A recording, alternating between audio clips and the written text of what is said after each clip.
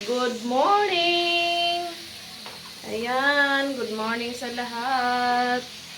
Magluto na naman ako ng ulam for almusal. Oh, ito na naman ang inyong kusinerang nanay. Nagluluto ng sayuti. Ayan sayuti na may corned beef. At saka, lagyan ko rin ng itlog. Dalawang itlog ang ihahalo ko dito sa sayuti na may corned beef. So guys, maraming salamat sa lahat ng mga nagsasubscribe ng aking YT. Ito na naman si kusinerang nanay. Ayan. Sa lahat ng mga viewers, mga subscribers, maraming salamat sa panonood nyo sa aking video. At sana panoorin nyo rin ang lahat ng mga video ko at huwag kalimutan mag-subscribe sa aking YouTube channel, Jubilin Mix Vlog. Good morning! Haluin muna natin ng maayos. Saka hintayin na maluto ang sayuti. Ayan guys, lagyan ko ng konting magic. Itong niluto ko, konting magic, sarap lang. Saka haluin na naman. Masarap na to para sa mga bata, mga estudyante.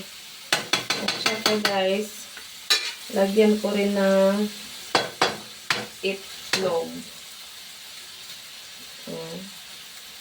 Itlog ang ihalo ko dito. Sinsya na guys ha. Ay, nako. Sinsya na guys. Kasi hindi pa ako sanay sa Tagalog. Bisaya lang kasi ako.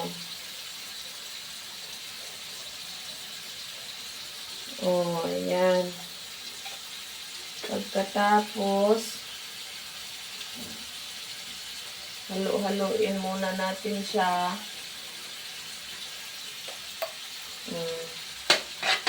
Halo-haloin ang itlog para mahalo sa sayuti.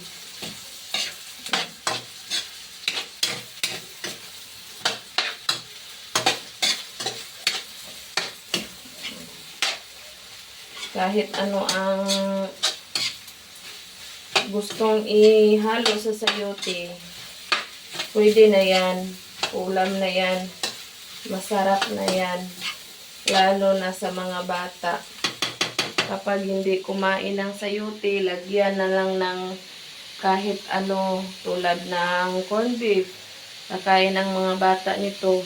So, ihalo natin ang corned beef sa sayuti para kumain sila. Simple lang guys, simple lang ang pagluto ng sayuti na may corned beef at saka itlog.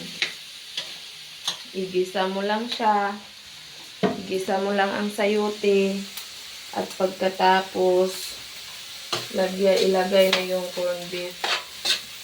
Saka hintayin na lang maluto. Lapit na. Kasi itong sayuti guys, madali lang itong maluto. Madali lang.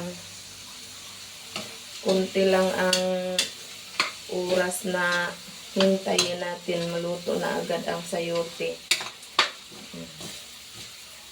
Libre na ang pangbaon ng estudyante nito. Ayan Luto na guys. So, pagkaluto niyan, panglas na tong tong sibuyas. Ilunod ko ito paglas na. Oh.